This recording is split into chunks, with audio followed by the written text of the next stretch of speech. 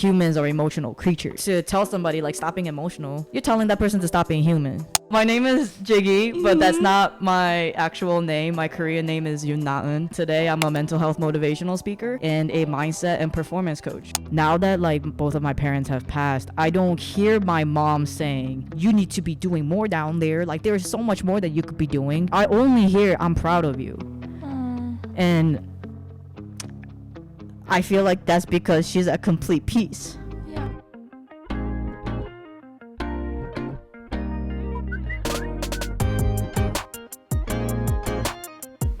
Hi everyone. Before we dive into today's episode, I wanted to take a moment to provide a trigger warning.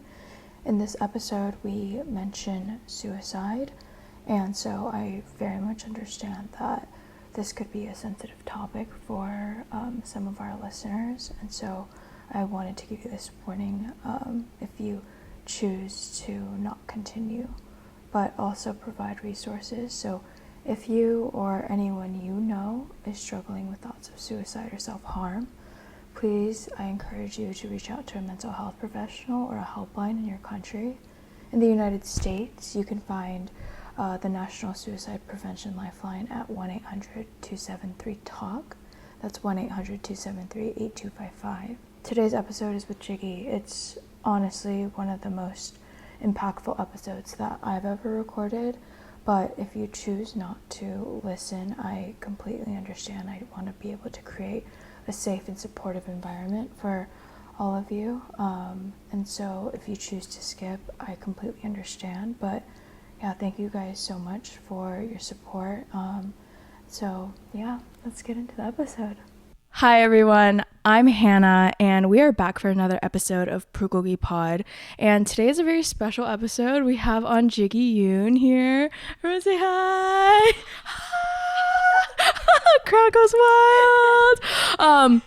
Yeah, and so you guys might know JIGGY because I feel like her internet presence and how much she advocates for mental health in general. I don't know if we just have a lot of mutual friends. You're always popping up, which I love. But yeah, if you could go ahead and introduce yourself for our Kogis. Yeah. How cute. Oh my gosh, I made it. Guys. I made it to this podcast. Holy crap. Oh my gosh, I found out about this podcast when I was at an Asian Mental Health Project event, the open mic. And I don't know if you guys were there, but I saw your name on there. And ever since I saw the podcast, I was like, oh my gosh, there's Asian podcast where I feel related to the content, and now here I am. I'm like, I made it. No, wait, I 100% remember like seeing you at the event, but because you were hosting. Yeah, you were there. I was there. Me, like, Okay. yeah, me and one of my friends. I was Yeah. like, oh, this is so cool. Like, I Yeah. always like love what Asian Mental Health Project is doing, and so Yeah. I was like, oh, also like, love that you just like host, and I was like, you're so natural at it. Like, That was my everything first just time. No way. Yeah. I wanted to do it because I wanted to try out and see how I do. Wow. Yeah, that was my first time hosting an event like I could that, not have or guessed. emceeing. It was perfect. Thank you. Yeah. Okay, well, my name is JIGGY, but that's not my actual name. My Korean name is YOON. I was born in Korea and came to America when I was 10 years old. And a bunch of stuff happened in my life. And today I'm a mental health motivational speaker and a mindset and performance coach. So, Oh, okay. Nice. I Wow. have my own podcast, and that's how we did the intro. So it's like, Okay, I love that. And then, yeah, tell us more about your podcast. my podcast is called The Energy and Heart Project. No, not project. The Energy and Heart Podcast. Yes. I'm done because like my best friend and I host it, and we like always get the intro wrong. We get our name wrong, and I don't know why. But it's hosted with my best friend Steph. Oh wow. She is the founder and CEO of a business called Relating Between the Lines, and that's all about like interpersonal skills and things like that. She was on the Asian Boss Babes podcast. Oh yeah, the big one, the huge one. Yeah, I know about that one. Yeah, that was a big win for last year. So yeah, we just kind of, she is like the heart, I am the energy, and we are the Energy at Heart podcast. And then we just like put us together, and all we talk about is basically a lot of like personal relationship skills and communication skills, as well as like anti-hustle culture, stuff like that, how to prioritize mental health as a high performer, bringing that all into like the mix of Asian upbringing, where, you know, excellence is always the quota, and then how do you do all that without burning out? Ooh, yeah. Just a bunch of stuff. So literally everything you just named, I 1,000% relate to. Yeah. So yeah, please guys go check out Jiggy. You guys can find her on Instagram at Jiggy_Yoon, and then also check out the podcast. There has to be some commonalities between us if we're here today. And so yeah, I'm so excited to be speaking with you about mental health. I think that you know, in my personal life, like I've definitely gone through my bouts of like mental health struggles, especially during COVID 2020. I think it just gave me a lot of time to think and like be in here. And so yeah, I think like in general, I was just like, wow, like Asian mental health is something like I think we're both passionate about. But I'm curious like how you got into it. Because you know, there's still stigma. Like I still hear from like, you know, the older generations, like I don't believe in therapy and all of that. And so yeah, how did you come into being passionate about mental health? I'm about to just ready to get started. Like, are we in? We're in. Getting started now. You everybody get cozy. In. Get comfortable, get cozy. I think I'll start with this though, that I didn't understand the I don't think importance is the right word, but I personally didn't understand my relationship of my Asianness until I moved to LA and until I moved to K-Town. Oh, really? So Okay. I was born in Korea, started my journey in the US near Detroit, Michigan, moved to Lansing, Michigan, then grew up in Queens, New York, went to school in Pennsylvania, and then moved across the country to San Diego, and then moved to North Hollywood, and then that's when the pandemic hit, and then I moved to K-Town. And so I think that my experience in America up until last year when I moved to K-Town has been this is the most I've been around Asian people since I moved to America when I was 10 years old. Right. And I think a part of me kind of pushed the Asian community away a little bit because like me growing up, look at me, I'm gay. And like, you know, the traditional Korean Asian folks, the elders, they weren't down with this. They were pointing fingers at me that I'm ashamed to the culture. I have tattoos and piercings, you know. And so I felt pushed away from the community. So as a protective mechanism, I was just, also I'm from Queens, and so like a lot of my friends are just black and brown folks. And it wasn't like growing up, it wasn't intentional, it wasn't really on purpose. It just kind of happened to be that way, that I just found myself more so involved with the black and brown community. Right.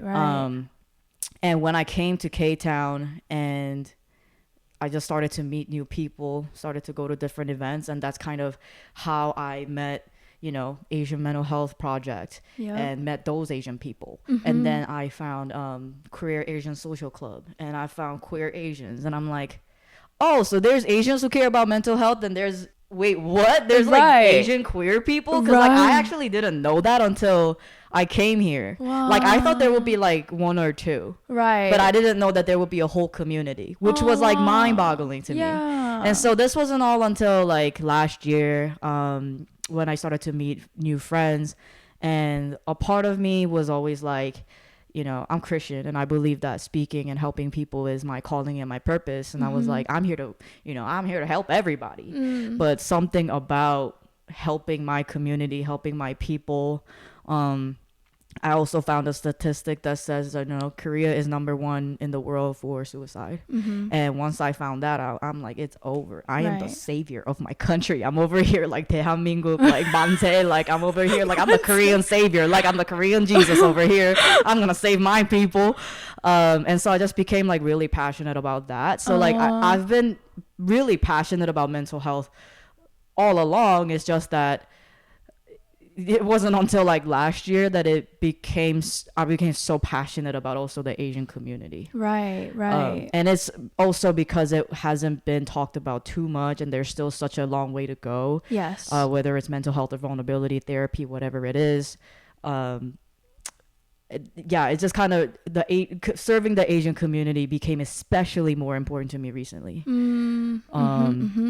But my journey with mental health just kind of goes back to like, if we were to all think about where we are today, it all starts with our childhood. Yeah. And like my upbringing may be similar to anybody who's listening right now, in that me growing up in Korea meant that it was a culture, a standard of excellence, and the expectation of greatness and bringing honor to the family. Like that's real. That's not just on Mulan. Like that's real. Oh yeah.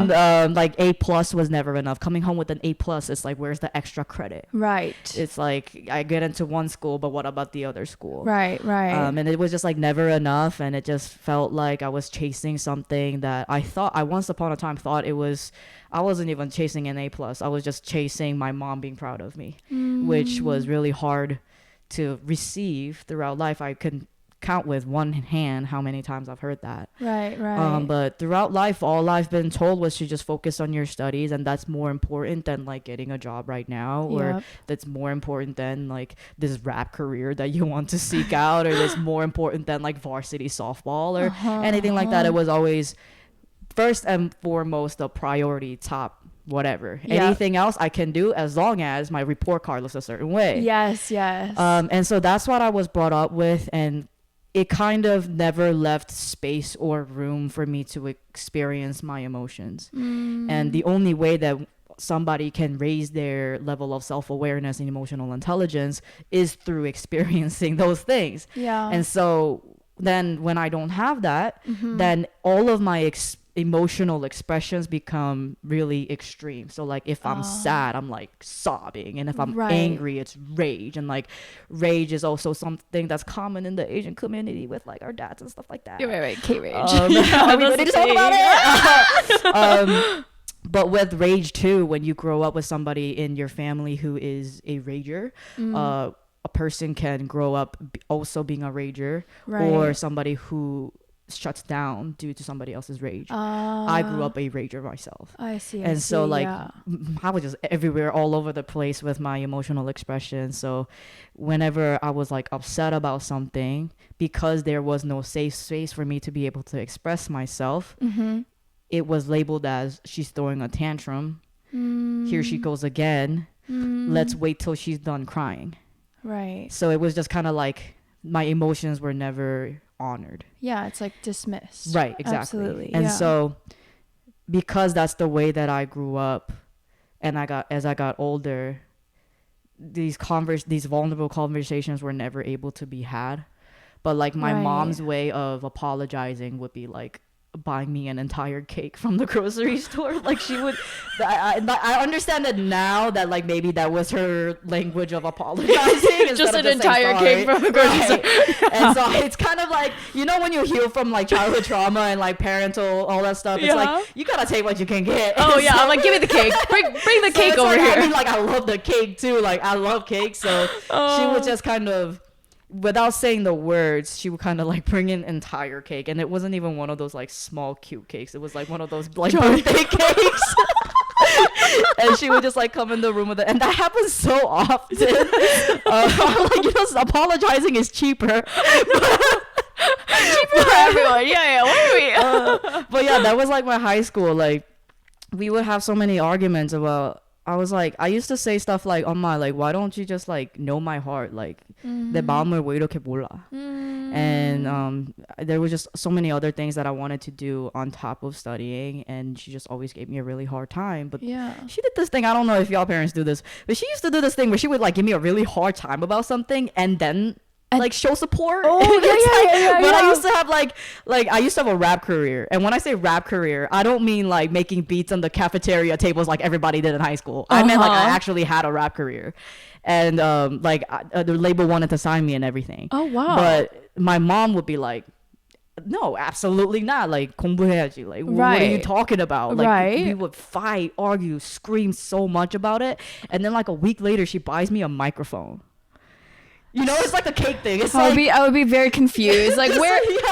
Let's make a decision. As a child growing up, like like I know now that that was her way of love. That was her way of support. Like it's the cutting the fruit thing. It's just like the acts of service rather than words of affirmation. Yeah. But like sometimes I just want that affirmation. I want to hear it without me having to like put it all together, right, and then soothe myself, as especially as a young child, like not as an adult. And so there was just a lot of like supporting myself throughout it. But yeah, there was just like no emotional intelligence growing up, and so I just grew up with like depression.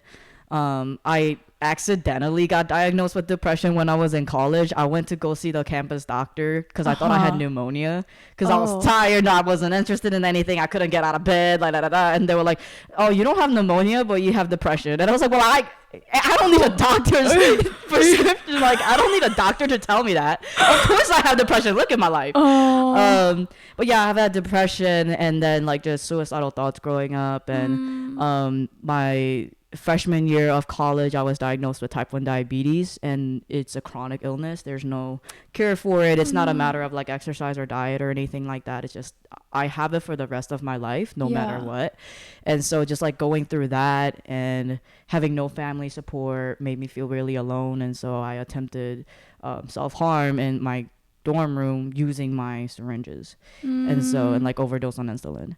And so yeah, that's another experience that I've had. But just as I just went about life, like I at the time, I'm about to like really show my age, but back in my day, the term mental health wasn't as like everywhere as it is today. Yeah, for sure. And so I didn't know what it was. I didn't understand what it was that I was going through. I didn't know what help I needed. I didn't know where to go to get said help. I see. And so, you know, like my junior year of college, my mom passed away from cancer. And the day of her funeral, it was in New York. The day of the funeral, I went to her funeral, got lunch, got on this thing called Megabus. I don't know if you guys know what that is here. Got on the Megabus, went back to school in Pennsylvania on the same day. And I go to class and my professors are like, "I can't believe you're here." Right. Because my counselor told them what happened. My advisors told them what happened. But I was like, I didn't understand like what I was taught to show up no matter what by my mom. Right. Like I was taught study is first and foremost, no matter what happens. I gotta show up and study. I have to graduate. Like in my eyes, that was me honoring my mom. Yeah. So I show up to class and all of my professors were like, "I can't believe you're here." And I'm like, why? Like, what do you mean? Are you okay? Like, what's wrong? Yeah. So I'm back on campus, and I remember a day where it was like student involvement fair, and I was a president of an organization at the time. And so I remember being there, but like breaking down crying out of nowhere. And my friend had to like take me out of the auditorium to like calm me down and stuff. And my way of processing the things that have been happening were just like, you know, I went to a party school, as they say, and so I was just like getting drunk and blacking out. I remember one time I went into class and there was a pop quiz. No, the professor returned one of our quizzes from the previous week first. And I failed it. I was like, "Oh, great." And then she's like, "Oh, there's a pop quiz today." I'm like, "I'm done." And then she puts each paper on our desk, and I like got up and left. And I emailed my professor later that day, just like explaining, because at the end of the day, that's just like disrespectful, you know. So I emailed my professor explaining what's going on and what happened, and I think the language that I was looking for was that I am overwhelmed. I am hurting a lot. I don't know how to navigate this thing. I don't know what I'm doing. I just lost my mom. I'm just trying to figure it out, and I need to take things slow. Like if I had that language, I would have said that. Absolutely. But instead I was like, my mom just died. This wasn't it for me today. So I'm so sorry. Is there another day that I could take the test? Something like that. And thankfully she was just really receptive, and she was like, you know, this is a learning lesson for me too, to how to support students who might be grieving. And I was like, what's that word grieving that you just used right there? Because I didn't know that's what I was going through. I didn't know that that's the language that I was going through. And so I was like, what is this grieving thing? And then I found out that so I went to the campus health center to pick up my meds, my insulin and stuff. And above the water fountain was this poster that says like, hey, have you just recently lost somebody? Do you find yourself like cranky, like moody? You don't really, brain's foggy, like you don't really understand what's going on. Did you know that you get like 4 free counselor appointments or something at the session as a student here? And I was like, no, I didn't know that. I didn't know that's what I needed, but all of your questions that you just asked me just checks out. So I tried. So then it turns out that was therapy. Wow. That's what therapy was. And I tried therapy, and the person was cool. But it just wasn't for me at that time. Yeah. And what got me through that season was I took a class that changed my life.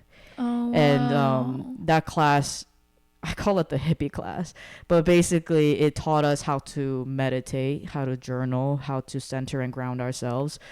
But the reason why I call it a hippie class is because we also went around campus like hugging trees. Oh my god! But it changed my life. It was my favorite class. I was a TA and like so much more for it. But like learning how to like meditate, journal, and just kind of like raise that level of self-awareness at the time that I could. And with the guidance that I had, that class really kind of slowed me down. And that class really was helpful for me at that time. It sounds like it like really gave you like tools that you needed that you didn't even know that you needed at that time. And it was like almost like self-paced, you know. And I think that's really important when it comes to grieving and healing, that it has to be self-paced. And so it did what it could for me at that time, but I was still also drinking a lot and blacking out and stuff. But you know, eventually like I graduated and stuff, and I got the regular 9-to-5 job that people say you should get. But even with that, like one time I was getting ready for work one morning, and all of a sudden like my vision's blurry and my hands are shaking, and I was getting a panic attack at 24 years old. And I'm like, listen, I'm 24 years old and I'm already getting a panic attack. Like I haven't seen the world yet. I'm already getting a panic attack. But that was due to just the snowballing effect of all of the overwhelm that I was feeling, the grieving that I never really honored, the proper steps of grieving that I never really took, because I was just so quick to just wanting to escape grieving. I wanted to like, I don't want to grieve anymore. I don't want to cry about my mom anymore. I just want to get to the solution. What is the healing? Like healing doesn't have a destination, but at the time I didn't understand that. And I just wanted to escape it because I felt like I was just drowning and I could barely breathe. Rather than just like calming down, chilling and settling and letting be what is.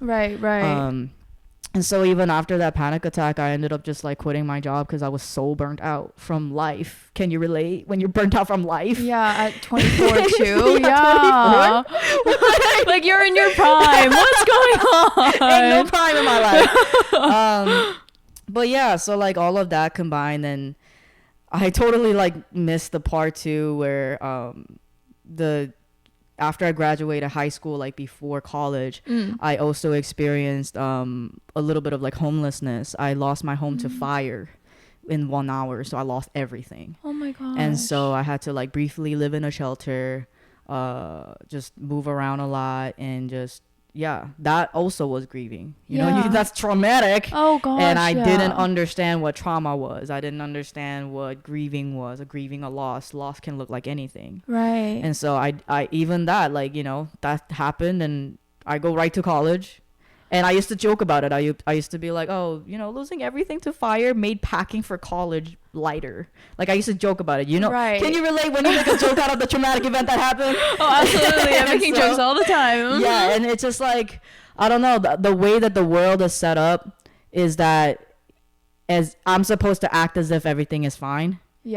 And like I'm supposed to and I'm supposed to just keep going. And you know, that's like also like the Korean spirit that I grew up with. It's like kaja, like fighting, you know. And so it's just like no matter what happens, you gotta just keep going and persevering, and that's exactly what my mom taught me. And so that's what I did. But even like freshman year of college, because that happened, I was already irritable. I don't know how I made new friends, but it's like I was not great. I was not pleasant.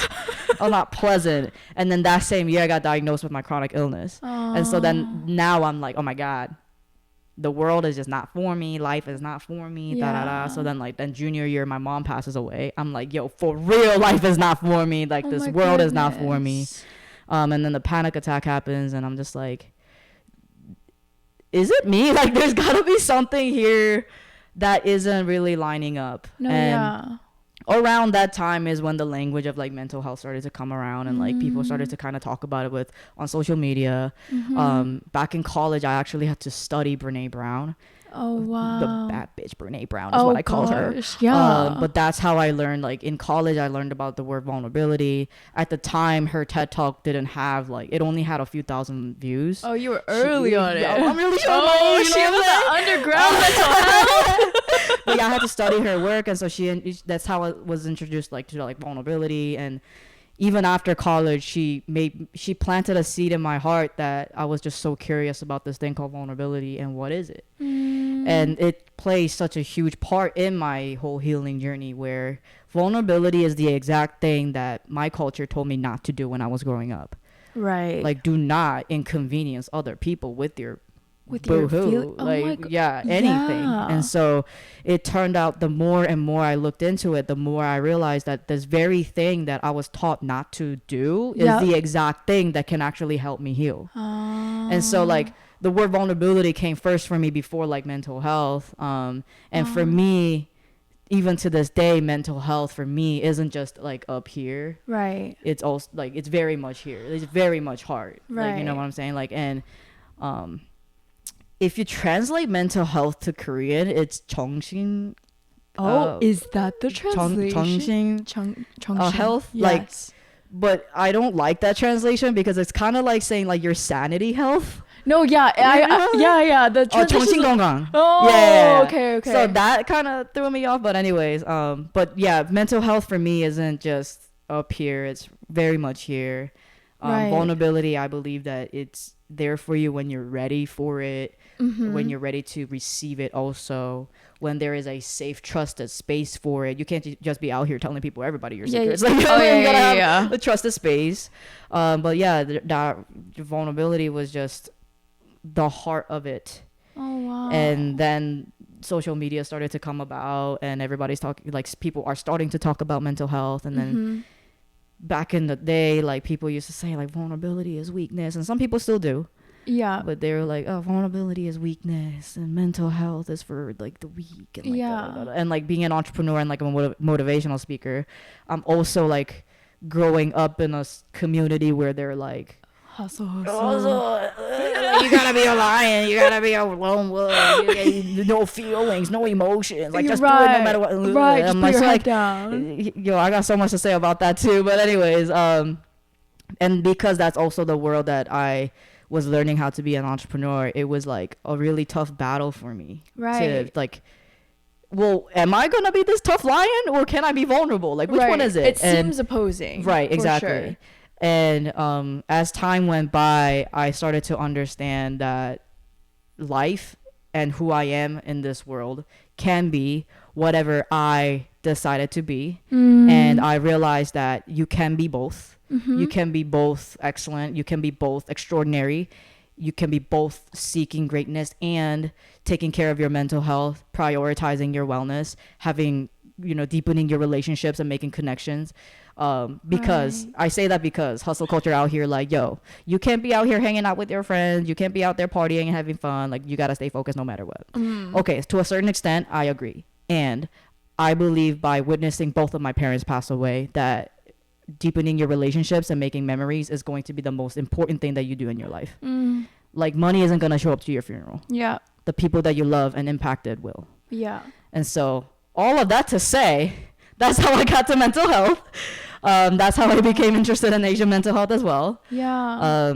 But yeah, I think like it all just really started with my mom passing away. Yeah. It feels like it was right, like when it rains it pours, but I think like sometimes, as hard as it is in my personal experience, like I've realized that like sometimes I have to like reach rock bottom or what seems like rock bottom in order to go up from there. But I'm like so like glad to hear that you were able to like find the tools and like the resources that you needed, because oftentimes, right, like growing up in an Asian household, like I don't think I even realized like the culture that I was growing up in, where like I never missed a day of school, even if I was feeling sick. Yeah. Like it was can't be doing that now, but oh yeah, it was truly like Yep. excellence and success over Yep. everything. Mm-hmm. And now like even those words, I start to question like what that means. Like what does success even mean? Mm-hmm.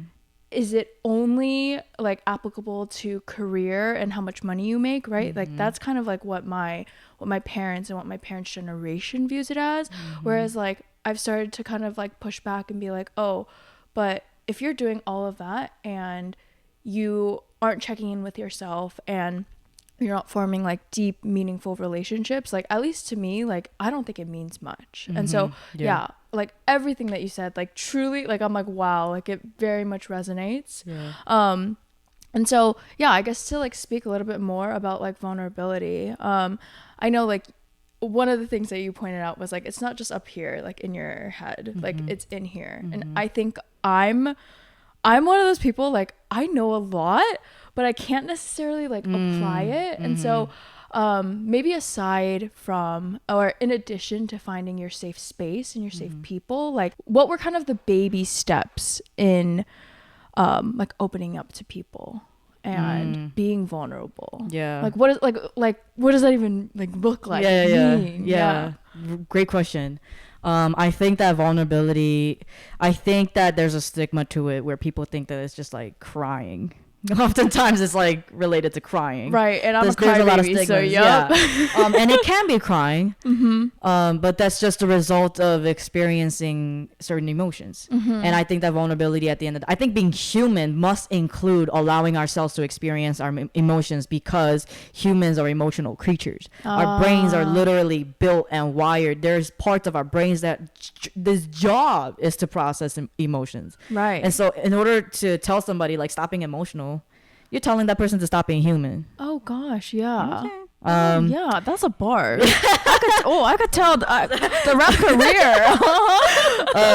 But so the way that I started to have to translate it is that I think that vulnerability is truly about truth speaking your truth. And I think that I can't speak for anybody else, but especially for Asian cultures. I don't know about anybody else's upbringing, but how I was brought up as an Asian little girl was to just bow my head down and nod, keep my hands together, and just not say anything, not express my opinions, don't question anything, just nah, and just take it. But that's not just with opinions, it was also with emotions. And so I think that there is a long way to go for the Asian community, where we must give ourselves the permission to be able to speak our truth. I'm not telling you to start going out there saying whatever you want to and disrespecting people, right? And just like saying whatever you want to, because that's your freedom. Like that's not what I'm saying. What I'm saying is to like honor yourself, and how you're experiencing life, how you're experiencing your heart as a human being, and make space for that. I think that vulnerability has a lot to also do with just letting your inner child know that they're safe. And whatever it is that looks like, and whatever happened in childhood where we could not stand up for ourselves, or maybe somebody harmed us, or whatever it is, we can now create that safety ourselves. And I think that journey is also really vulnerable. But notice how like when I say vulnerability, it keeps coming back to self first. I'm not over here saying like start talking to your friends whatever you want to and start sharing your stories. Like that's not what I'm saying. Right. You must first honor yourself and what that looks like, and that's your journey. Wow. And it took me like 10 years to get to this point. Oh gosh, yeah. But at least y'all got social media. So at least like you got podcasts. You got this to learn. You know how many books I had to read to get to this point? I'm saving you 10 years. Yeah, this is free game. This is free game. But yeah, like I think that vulnerability, if you were to say it as like this is truth speaking, and it's just like also there's a lot of folks who are like people pleasers, and it's just like instead of speaking in order to serve other people, how in this situation how can you serve yourself? Does that look like boundaries? Does it look like what does it look like? Right. Yeah, so wow. Yeah, I would just start with like truth speaking and just really taking like slow down. Right. You know, slow down. I like that. And just like really tune in with yourself. And that's the part of like raising your self-awareness. You know, it's like getting to know yourself. If a situation happens and your body reacts to it, like you're pissed, something tenses up, like your heart's beating faster, your breath is getting shorter, it's actually giving you a headache. Like tune into it and ask yourself, like, what is my body trying to tell me? What is my nervous system trying to tell me? Is this something that needs to be communicated to somebody? If so, who? Like, is it a boundary? Like, this pisses you off and it crossed the line somehow. Right. What is the boundary there? Or maybe you need to soothe yourself. What is that? That's vulnerability too.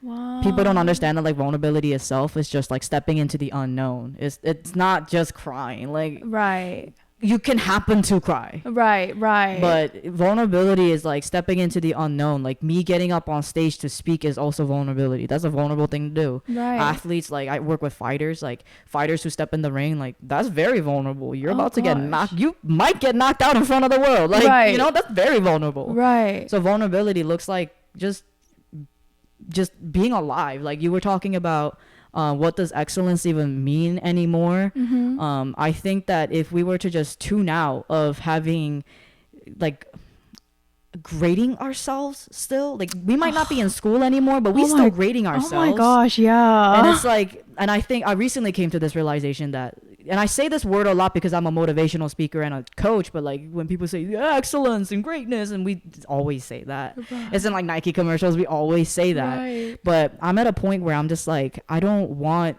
people that I speak to or the clients that I work with to reach a cap or a limit of their potential. Because if you're excellent, what's after that? Right. And what is excellent and what is not? What is excellent and what's average? That's being graded. I don't want to grade people's lives. Who am I and who is the world? And so I think that what I want to serve is helping people who are in the ever pursuit of becoming extraordinary. Yeah. And being extraordinary cannot be graded because you cannot measure somebody's heart. Yeah. Being extraordinary is vast. It is the impact and influence and heart-to-heart connection and just the whatever. It's not just, oh, you did that excellent. Like, that's excellent. And you're living an excellent life. You have a certain salary and yeah, you must be great. But I've seen rich people be really miserable. Oh, yeah. You know what I'm saying? Yeah, so it's like, bump the excellence, guys. Extraordinary is in. That's what I'm hearing like Gen Z people say. It's like something's out and something's in. Yeah. I learned this from my girlfriend. Well, the ins and outs of 2024. And I think one thing that's in this year, at least for me, is boundary setting. I think that, you know, something that you brought up is like, you have to honor yourself first. And I'm realizing like, I didn't do that. Yeah. But because I didn't do that first, and I was just going off and sharing, I often felt like my boundaries were being somehow pushed because they didn't react the way I wanted them to, like when I shared. So already I'm like learning like, okay, I think I know what you mean by like, you know, it's internal first and then you can take it to other people. But in terms of boundary setting, right, I think that at least when it comes to like my personal experience, right, like especially with therapy and like even like my parents, right, just their opinions on like my life and like what I'm doing and what choices I'm making, I oftentimes like find it difficult to like set those boundaries. And so like, yeah, I guess like with the people around you, like how have you, like, are you the type of person to like set boundaries before like anything happens? Like, how do you go about that? Like, I'm curious, like, I feel like you have a method. I can hear my friends like laughing if they were to hear what you would just ask me, because I'm just like, I'm not saying I'm the queen of boundary setting. It's just that like it's something that I teach people. And I don't want to make the excuse of like, oh, I get this a lot where people are like, oh, Jiggy's that way because that's Jiggy. Jiggy's that way because she's from New York. Like Jiggy's that way because whoop de whoop wop wop. But it's like, I'm this way because, you know what? Yeah, I'm built in Queens. Like, come at me. But at the same time, it's like, I also had to learn these skills. Yeah. I also had to make mistakes, try again, apply, try again, read books about it, listen to podcasts about it, take courses on it. And I think that, first of all, like when it comes to boundary setting, I just want to acknowledge the humanness in all of us, that if boundary setting is really hard for you, there's nothing wrong with you. Like there's nothing wrong with you if you have a hard time setting boundaries. Right. Because it's not as simple as setting boundaries. Like social media talks about it all the time. Like you gotta set your boundaries. Yeah. And like, da, da, da, da. So But it's like you can't like reposting the post is not learning how to set boundaries. You have to like learn the skills. And it's like, okay, so we just talked about listening to your body and then recognizing what it's saying. So if there's a situation where you feel as though you need to set your boundaries, I do want to acknowledge that it's two ways, in that it is about the way that you're able to communicate it, and it's also about the other person, how they receive it. So we can't just be out here like, I'm setting boundaries. Jiggy told me to set boundaries, so I'm doing it. So if you can't take it, you're the jerk. You're the problem. It's like no, but it's also like you don't want to come off arrogant. You don't want to come off mean and things like that. So I always talk about how like you can be direct and kind, and set the boundaries. Sharing the intention. It's always about intention. Like you're not doing it to hurt the other person. You're not doing it to attack the other person. Right. You're just, the intention first and foremost is that like this is what you're needing to show up as your best self, to be able to take care of yourself and your sanity, apparently. Yeah, and so like when it comes to boundary setting, and then if you know, there are courses on this too, but like if you're able to communicate it finally to the other person, saying like state the boundary, and if the other person is not receptive of it, if they are speaking against it, then now it's time to evaluate, why is this person in your life? And boundary setting sometimes also has to be cutting people off. Sometimes it's just not worth wasting your breath on a conversation anymore. Right. And if the other person, so I want to acknowledge that, like, okay, there's levels to friendships and relationships. Yep. So if this person is really important to you and they're having are they having a hard time understanding your boundaries and processing your boundaries? Or do they just simply do not want to listen to you? Right. Okay, well, there's this saying that if somebody is against your boundaries, it's because they have been inconvenienced by you setting your boundaries. That means that that person has been benefiting off of you not setting those boundaries. Oh, wow.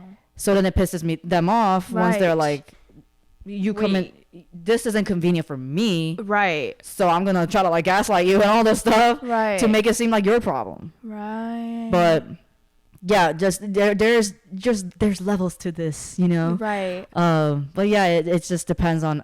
Okay, so then if they are having a hard time understanding, they don't know if they can support you. Then the conversation, if they're open to it, and if you are open to it, can be what needs to be explained, or how can we support each other in making this happen, and things like that. But I think that I'm really like, relationships are so important to me in my life that I don't really believe in like canceling people right away. Oh yeah. It's not that I'm giving them like excuses or wiggle rooms. It's just that like I would rather lead with curiosity first and foremost. Right. But if it's one of those boundaries where it's a non-negotiable, like you there's no room for talking, like you disrespected the heck out of me and you guys can't have it anymore. Yeah. Then you can just drop it. And if they say, no, I can't, what do you mean?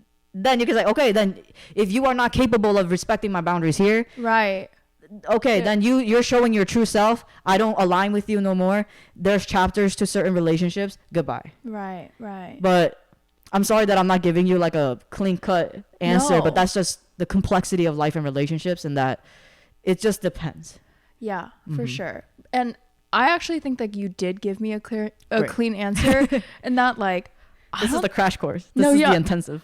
I don't think I've ever, when setting boundaries, like explained my intentions, especially like when it comes to like, let's use my like parents for an example. Like I think it's really, really hard for me to share like with my parents, and so oftentimes when I'm like, oh, like let's not talk about that, it's me shutting down. Like it's almost like the last resort, and like I'm unable to communicate at that point. And so I'm realizing that being kind is also being direct, and it also requires there to just be context, because like for someone to just come and be like, oh, like stop doing that, or like stop talking to me like that, I think like like maybe a natural instinct, at least in my family, is like to be defensive. And so I like all of that. I think that boundary setting is scary for a lot of people. It's also, again, a vulnerable experience. And so when we step into vulnerability, which is, like I said, it's just stepping into the unknown, then our fight or flight comes in, and it's like, what are you doing? This is crazy. This is uncomfortable. What are you doing? No, they're gonna reject. It's going to, like, especially for the people pleasers out there, you're gonna be like, oh my god, it's gonna inconvenience the other people, it's gonna hurt the other person, like all of it, whatever. Literally me. And so it's like a fight or flight, like, no, just keep the peace, everything is fine, just deal with it. But rather than using that and like flying away and running away, or just coming off like with kind of like anger almost, or frustration due to that fear, just kind of like, again, slow down.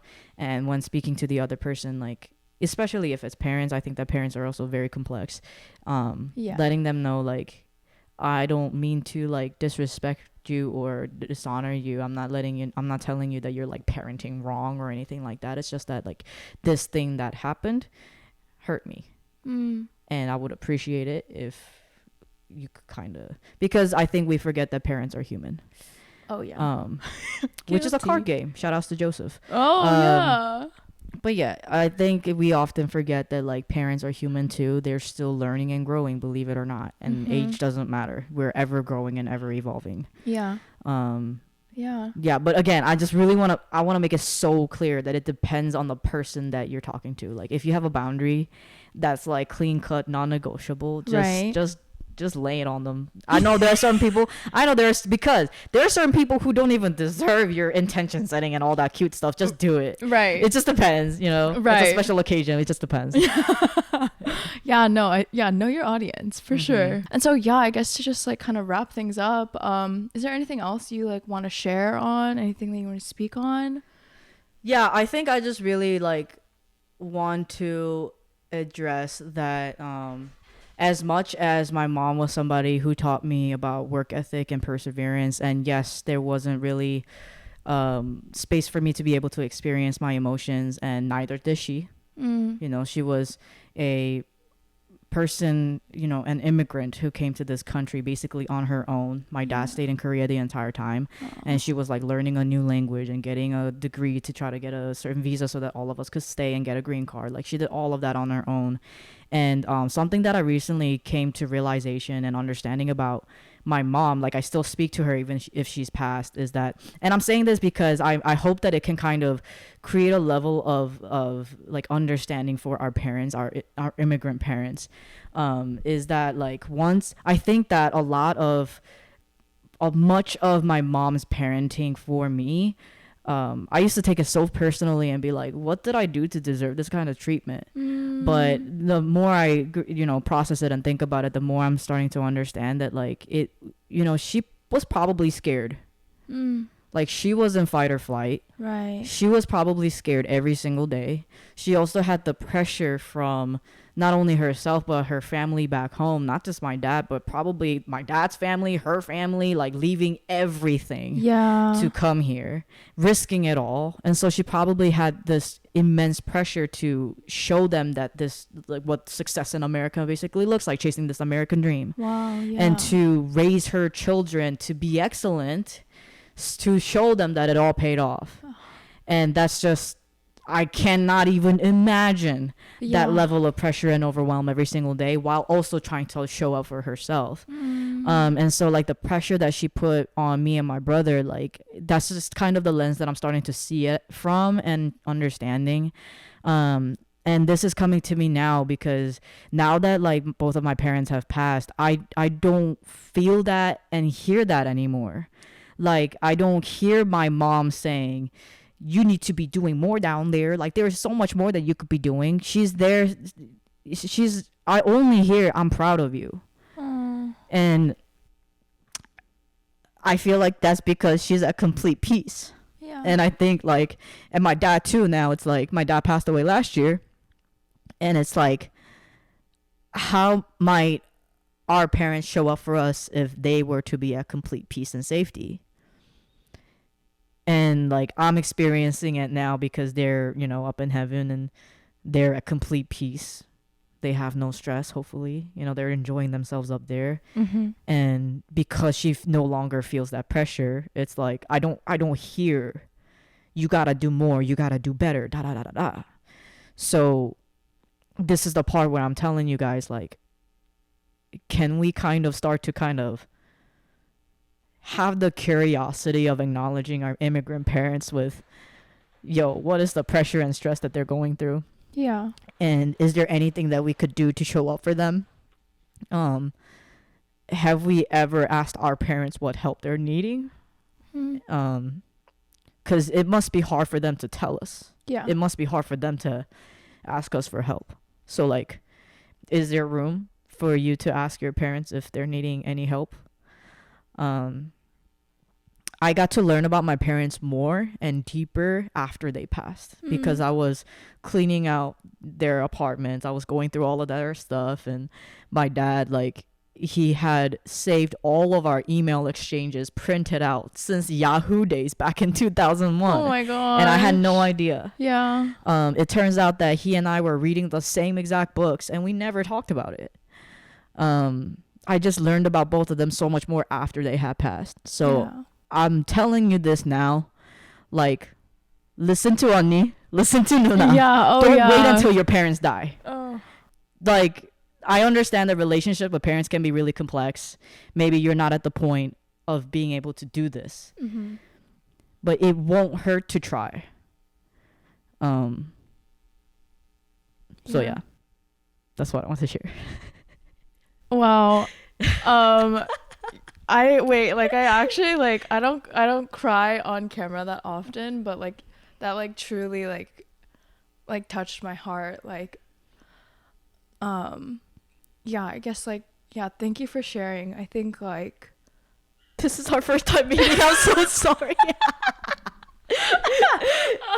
no, but I think, like, one of the recent things on my mind has honestly been, like, I can see, like, my parents struggling, like having to deal with things for the first time in their life, and, like, that they still feel that parental need to, like, protect us, right, the kids, and so they won't share, and it'll manifest in other ways. And so I, like, come to that, like, so impatient and so angry, because I'm like, why can't you just talk about, like, what's going on so we can understand? And, like, right, it's just a lot of, like, I don't understand, like, where the, like, disconnect is. Like, you can just share with us, but I think this is, like, bringing up a good point of, like maybe they don't have the tools, and maybe they don't even know that they can open up to us, Right.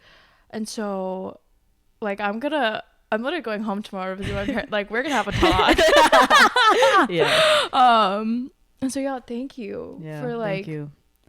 Like, just, I guess, like, sharing from, like, your own experience and, like, everything that you've, like, learned. Definitely impacted me. I'm sure it's gonna impact everyone else on the other side of the camera. And so, yeah, thank you. Yeah, thank you so much for having me. Yeah. I hope to come back. Wait. Part 2. No, absolutely. Like, I'm literally, like, oh, like, Unni vibes. Like, I feel like I learned so much in, like, what, the 45 minutes that we spoke. So yeah, thank you. Wow. Thank you. Yeah. Usually this part is like, wee, everyone follow Jiggy at Jiggy_. I mean, do it. Yeah, no, Do literally, it. no, literally follow her. But yeah, I definitely, like, I have, like, so many more questions for you. Like, we're definitely going to be doing a part 2. And then everyone, please go check out the podcast, Energy and Heart Podcast, as well as the Vulnerability is Dope project. Yeah, I'm like, I'm gonna buy a t-shirt. Like, I'm gonna buy a sweater. 3. And yeah, I guess other than that, like, yeah, thank you. I have no words. Wow, I can't believe this is our first time meeting. Yeah. Okay, great. Vulnerability is dope. Got another one. Oh yeah. It's not a cult, I promise. Oh, even if it, no, just kidding. Yeah. Okay. Wow. Thank you. Thank you for having me. Yeah, Really. And that thank was you everybody great. for listening. Really appreciate your time. Yeah. Okay. See you guys on the next one. Bye. This is such a crazy ending.